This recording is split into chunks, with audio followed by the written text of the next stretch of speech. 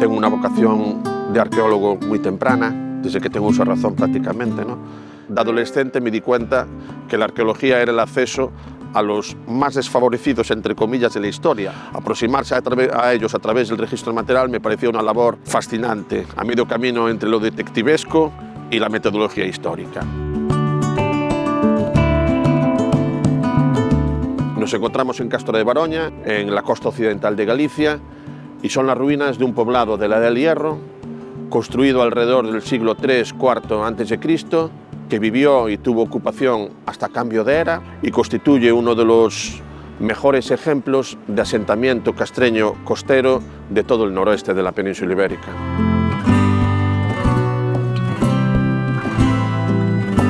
Para un joven de 25 años fue un reto espectacular. Llegué y fue un amor a primera vista y no nos separamos jamás, ¿no?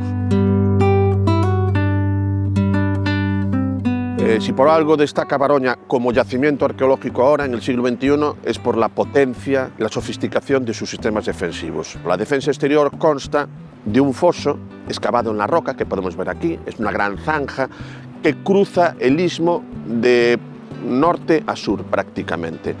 Este foso periódicamente se llena de arena. Aquí hay muchísima erosión, pero también muchísima sedimentación. El istmo está flanqueado por dos playas pequeñas, la playa o Areal da Polveira y después a Praia do Castro.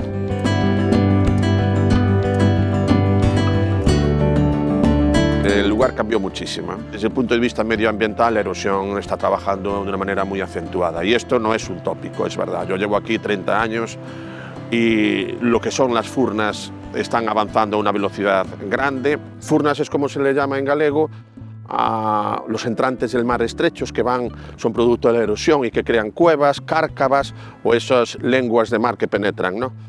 Lo que es la parte de las playas se nota que cada vez tiene menos carga de arena, cada vez aflora mucho más lo que llamamos aquí los coídos, ¿no? El canto rodado que está debajo de la arena, ¿no?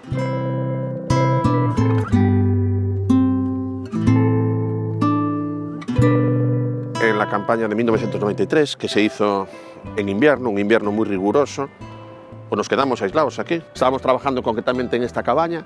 La combinación de temporal del sur, viento, lluvia y subida de la marea, pues es una ciclogénesis explosiva y no otras ciclogénesis. Eso sí que es una ciclogénesis. Y nada, estábamos trabajando con los chubasqueros, vimos pasar el mar de un lado a otro, nos refugiamos en aquellas rocas de allí arriba, o a bajar el nivel del mar, ¿no? Ocurrió, y yo lo viví, y doy fe de ello.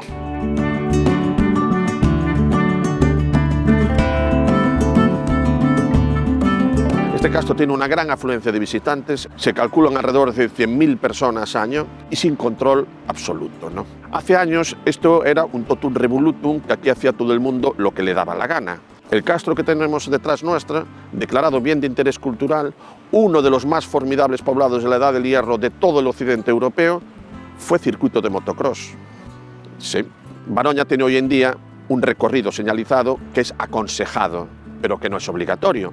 Tampoco tiene vigilancia.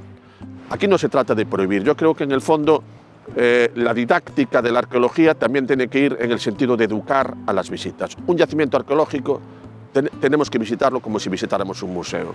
Cuando tú visitas un museo no tocas a la Dama de Elche o no tocas los cuadros de Goya en el Prado, ¿verdad que no?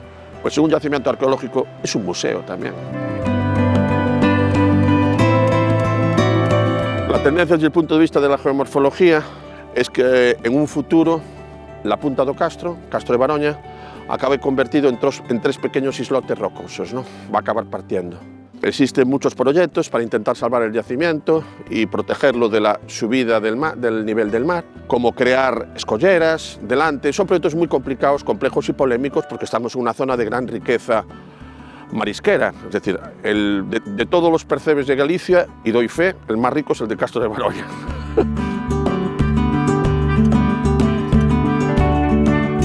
Cualquier infraestructura construida en el espacio intermareal, tipo de escollera, muelle, dico de abrigo, pues va a tener un impacto negativo sobre el medio ambiente marino, ¿no? Hay que partir de dos premisas. Una es el respeto al medio ambiente y otra es el respeto a la historia y al curso de los acontecimientos. Es decir, todo tiene un final, ¿no? Incidir ahora mientras tenemos tiempo, para investigar todo lo que se sepa de este yacimiento, excavarlo entero, es decir, sería el mejor homenaje que podemos hacerle al yacimiento, ¿no?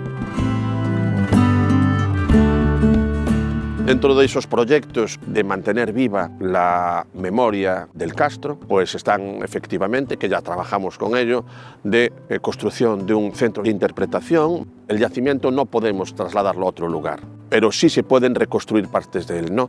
Hoy en día la museografía de un lugar como este tiene que optar por las sensaciones, la emoción de tocar y de oler y de escuchar, ¿no? La misma música de Baroña, ¿no? El oleaje y el viento, ¿no? Aspectos que si queremos reproducir lo que era este asentamiento cuando ya no pueda ser visitable, si alguna vez no lo es, pues creo que deberían ir por ahí. No solo recuperar el lugar tal cual fue, el yacimiento arqueológico, sino recuperar la emoción que producía visitar este sitio.